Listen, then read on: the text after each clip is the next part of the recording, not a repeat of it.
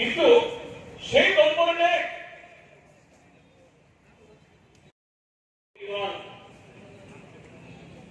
তাদের জীবন জীবিকা নির্বাহ নম্বর থেকে মাছ না, এটা তো সঙ্গত। এখানে যে মেশিনটাতে কত বিদ্যুৎকে ব্যবহার করছে তার তো রিডিং উঠছিল, অসুবিধা কিছু হচ্ছিল না।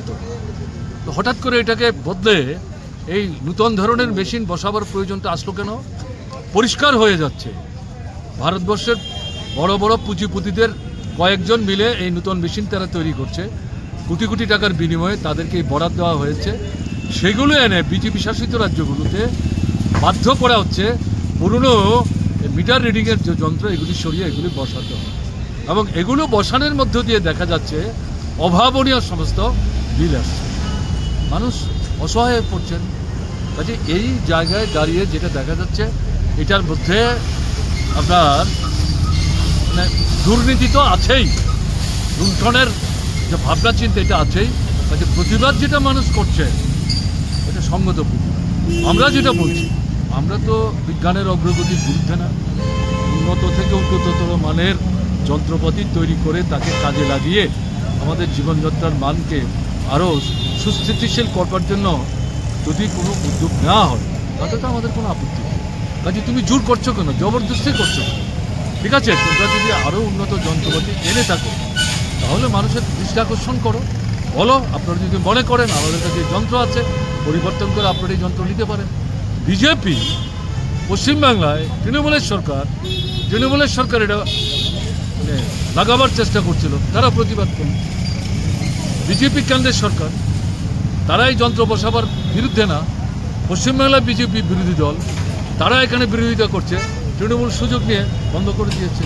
সেই বিজেপি ত্রিপুরাতে এটা জবরদস্তি করে লাগাবার চেষ্টা করছে। বিষয়টা এটা ঠিক হচ্ছে না, জবরদস্তি করে এই বিজ্ঞানের যে অগ্রগতি সেটা মানুষকে হজম করানো যায় না, তার উপলব্ধির মধ্যে দিয়ে যেতে হবে। কাজে এই প্রয়াসটার আমরা সমর্থন। আচ্ছা, এই বাংলাদেশি ভোটার তালিকা, বাংলাদেশি ইস্যুতে মোটামুটি এখন ন্যাশনাল ইস্যু, বিভিন্ন স্টেট থেকে বিষয়টা উঠে আসছে, এটা নিয়ে কি বলবেন? না, বিভিন্ন স্টেট থেকে সাধারণ মানুষ তারা বলছে না তো, এটা বিজেপি আরএসএস করছে। বাংলা ভাষায় কথা বললেই বলছে এরা বাংলাদেশের মানুষ, এবং এদের মধ্যে বিশেষ করে তারা খুঁজবার চেষ্টা করে যারা মুসলিম।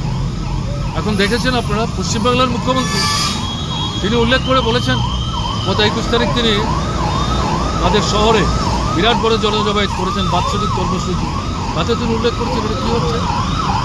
আমাদের রাজ্যে এই জিনিস করবার জন্য কোনো সংগঠন এই স্লোগান তুলবার চেষ্টা করছে।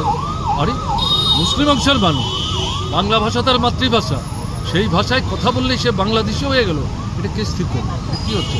এটা কিছু না, আমি একটু আগে আমার বক্তব্য রাখার সময় যেটা বলছিলাম, মুসলিম বিদ্বেষী এবং দলিত অংশের বিদ্বেষী, মহিলা বিদ্বেষী দৃষ্টিভঙ্গি নিয়ে আরএসএস ভারতবর্ষে নতুন যে ধরনের সংবিধান তৈরি করার চেষ্টা করছে, এই ভাবনা নিয়ে তারা নানা কর্মসূচি হাতে নিচ্ছে, তার মধ্যে এটা একটা অন্যতম, এবং বাংলাদেশের ঘটনার পরিপ্রেক্ষিতে এটাকে তারা ইউটিলাইজ করার চেষ্টা করছে। এটা তো ঠিক না, আমরা এটা সমর্থন করি, আমরা প্রতিবাদ করছি।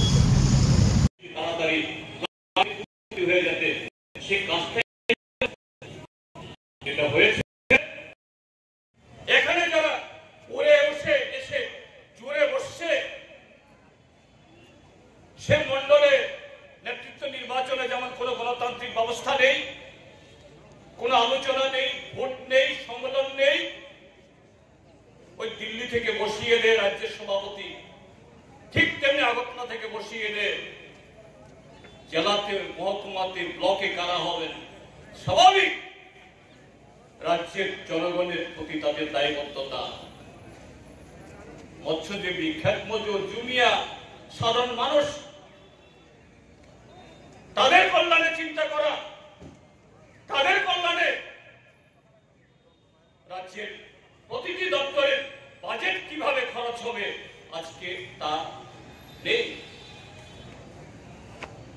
যার সুবাদে আজকে গ্রামের চিত্র বেহাল, শুধু গ্রাম না শহর। আজকে আগরতলা শহর কেন এত রিক্সা, কেন এত ব্যাটারি অটো বা এমনি অটো, সিএনজি অটো কেন? আগরতলা শহরের জনসংখ্যার চাইতে মনে হয় এই 3 চাক্কার গাড়ি, 3 চাক্কার বাহন সংখ্যা বেশি।